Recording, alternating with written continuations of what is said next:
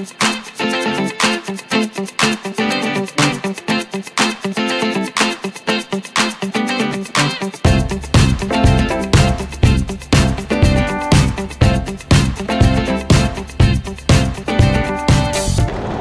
hello everybody, this is DearMamaSal on a very pretty Tuesday morning. It's 12 degrees already here in southern British Columbia in Canada, and that would make it about 54 for those of you in the States. So it's a hazy sort of morning. There's some cloud, but it's high. I hope it doesn't rain, and if it does, I've got Carly's umbrella, so I'm happy. The subject for today is the challenge of change. I got these new pearlized earrings before going to Vegas, and they've actually got like mini pearls at the back as well as the big ones at the front. Now, what on earth has that got to do with change? Well, let me explain to you. Every set of earrings I've ever had, you put the stud in from the front to the back. You know, the post goes in from the front to the back. These, for whatever reason, go in from the back to the front, if you want the big piece at the front. Now, I haven't tried it the other way around, and maybe I need to. Maybe they were actually designed that the small one is at the front. I wonder what that would look like. Strange.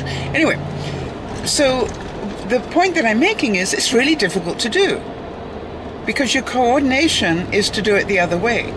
And it's really funny how difficult it is to do it in reverse. Now, if you don't believe me, take any pair, for those who've got pierced ears, take any pair of earrings and try putting them on the wrong way round. And then you'll realize what I'm talking about. It's, you know, the muscles in my hand didn't know how to cope with that. It took me about 5 times as long to get my earrings in. Therefore, what I know is it was a challenge of change of mentality, and you know, I had to sort of get over it because it's how they are, or throw them away. And they're so pretty, why would I throw them away? And it reminded me of some of the challenge of change that I went through when we went to Vegas. Now, I found, for example, as some of you will have heard already, that it was really difficult for me to be in a room that didn't have a television set. And the reason being is that for the last 16 years or more, probably more now that I think about it, I have gone to sleep with my television on and sleep cycle, if I remember to hit it. And I do a lot of things multitasking, so I sort of listen to the news while I'm doing other things. I don't necessarily... Okay, we've got an ambulance coming towards us, so we're going to pull over.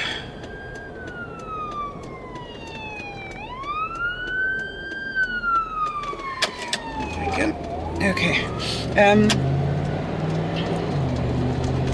God bless whoever that is in there. So, when I got to Vegas, there were only 2 rooms with televisions in, and 2 rooms without. And I don't know why I had presumed I would get one of the rooms with a television in it. Silly me. I hadn't asked for that specifically. And I realize now that I should have done. But I didn't. So by the time I got to pick a room, the 2 rooms with televisions were already taken. And I don't mind telling you, that pissed me off. He was like, excuse me? I didn't get second choice here.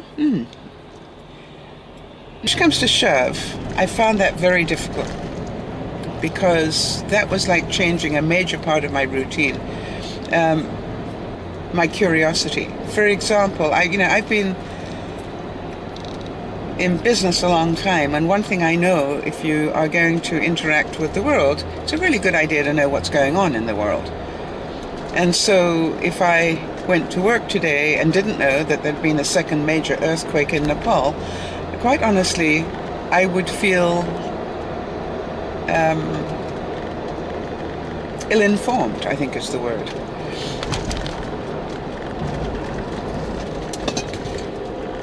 And so my way of keeping up with the news is that I sort of listen to it but don't listen to it, and have it going on, as sort of white noise behind. But it helps me just pick up the major things. Why? Because they repeat it 648 times in an hour. It helps you, really know what the important things are. So I had a good talk to myself and decided this wasn't a major deal. I was on vacation. I could take a break and it wouldn't kill me. There was a television out in the common area, one that strangely turned itself on when nobody had pushed any buttons, which we found very strange. But it was, if I really wanted to, I could have turned that on. My bitch from hell, because I have one inside me, felt like doing that at 2 o'clock in the morning on principle when I first heard that they didn't have a television set. And then I laughed at myself and went, okay, take a deep breath. And so obviously I added 2 and 2 together, which is when my routine gets changed, my bitch from hell comes out in spades. So does that make me inflexible? I guess to some degree, yes. And then I got to thinking about it, which is, if I had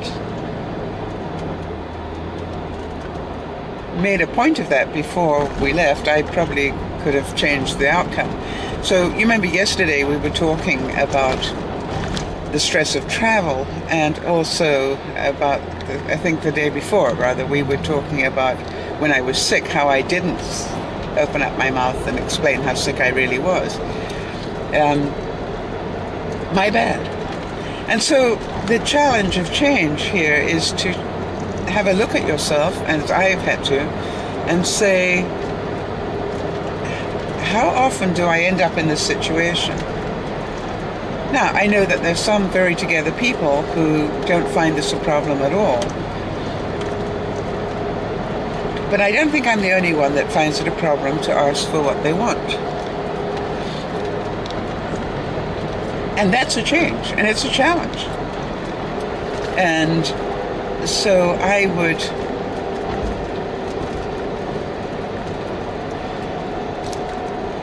challenge you to have a look at your life and make some small changes. Maybe it's the way in which you go to work, for those of you who are working. Maybe you add something to your morning routine. For example, last night, because I'm trying to do this change challenge for myself, last night what I said was every time I had to go and use my washroom, I would stop and just tidy up my bathroom a little bit more. It's still showing signs of my having been basically not doing any housework for 2 weeks. And the good news is I've nearly got it all nice and clean again. But I'm working on it sort of just little bit by little bit every evening. The challenge that we have, though, is that we want to stay, I think Marilyn, I think that's the right name, said something this morning in a note she wrote to me. And she said something about, as she gets older, more and more she wants to climb inside the little house on her back, the shell of being a snail, and withdraw. And I thought that was such a beautiful visual. And I thought, I wonder how many of you relate to that. That as we get older, we get more set in our ways and less sociable.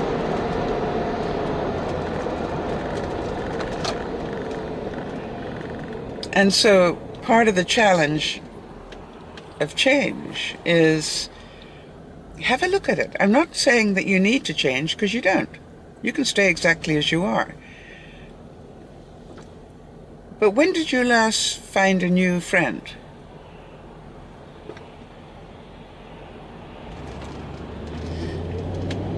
And is your pool of friends getting smaller and smaller?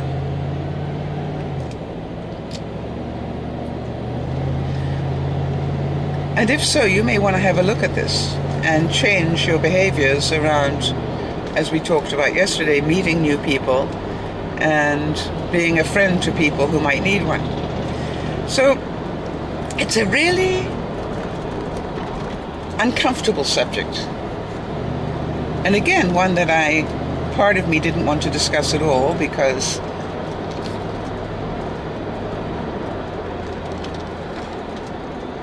it's uncomfortable for me to talk about my bitch from hell and those parts of my personality, but I'm honest enough, I hope, honest enough to admit to them, and I am old enough to own them. And I think that's the difference as well. So when you get triggered and pushed in the wrong direction, is your reaction one of withdrawal? You know, do you pop your head inside the snail shell, or do you come out fighting? You know, does your little devil come out and do a number? So I think it's different things for different people, depending on your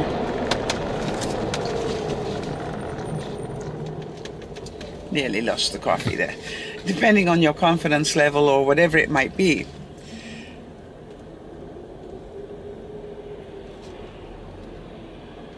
And so we've got a couple of things now that we need to look at, if we choose to, this week. Number one, are we talking out and trying to help ourselves by being more honest? As somebody else wrote to me, I think it was Leah wrote to me, of NV Hot Chicken, that's NV as in Nevada, Hot Chicken. She wrote to me and she said that she and her husband Wayne, who, you know, were on the trip with us, are really working on the fact that apparently neither of them is clairvoyant, and that they need to speak up more often about their wants and needs. And I thought that was, you know, so nice to be able to talk about that. And I guess a lot of the reason why we don't change is because it's safer not to. How can I word that in a different way? All right, if you don't tell anybody you're upset, you're not asking anybody else to change or to be more polite or to be more respectful or whatever it is that is an issue for you. But also, I'm sure you can see that if you don't speak up, you don't set the boundary that says, please don't do this to me, because I have a boundary here. Do you get what I'm saying?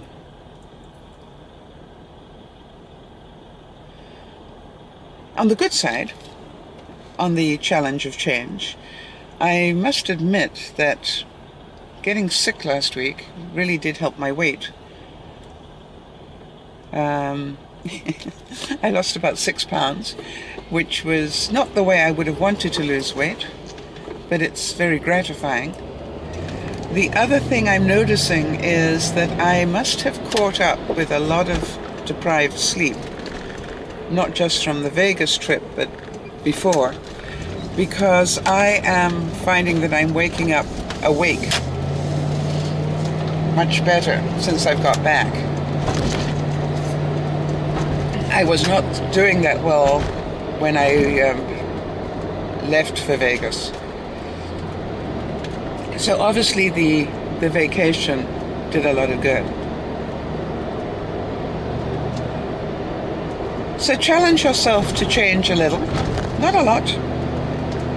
Have a look at every time you get triggered in some way, just have a look at it and go, which way? And I thought it again, talking about Marilyn, who wrote this morning, she said both things. She said the snail thing, which I love that picture, I still do. On the one side, but on the other side, she also asked, would we do another trip? And would we be open to having other people come along? Well, the big joke about this is that when we first talked about going to Vegas, we opened it up to all the broadcast people, and the reason we did that is because we feel we know them to some degree. All right, we've talked to them week after week after week.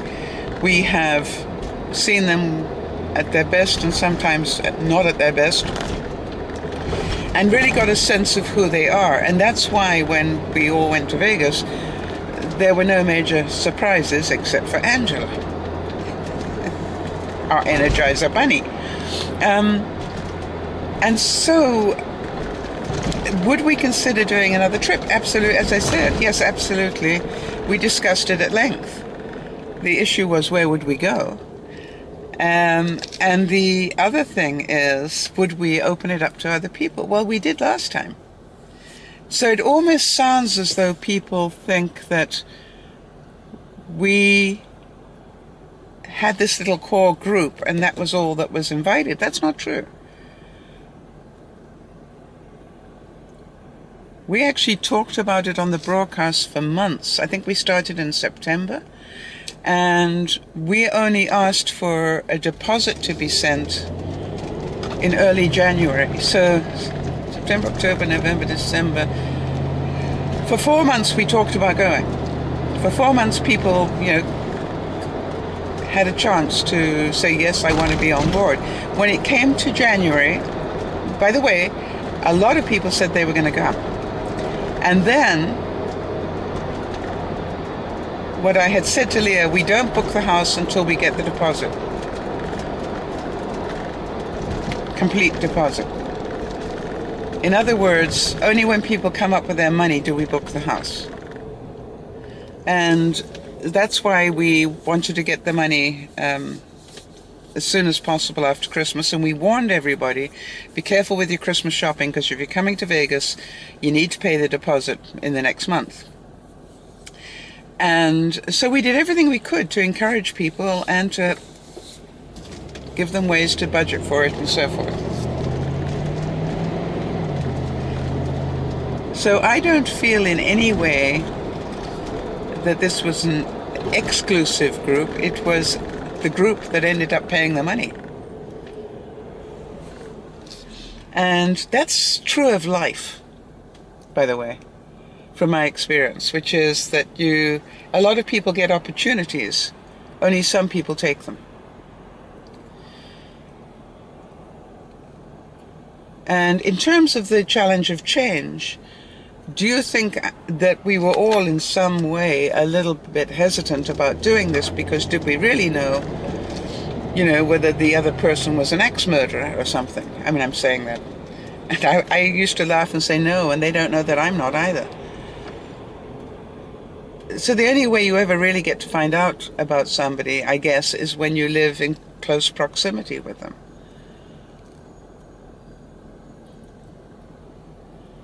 And not everybody wants to be that vulnerable. I wonder if that makes sense to everybody. All right, so challenge yourself to change, if you want to. But more than anything, challenge yourself to look at when you react to change. Because change is something none of us take easily. Well, I can't say none, because some people tell me they do that very easily. So let's make it most people don't do change easily. And just work on reacting differently if you can. Now, working on it could take you months, years, in my case a lifetime. But at least look at it.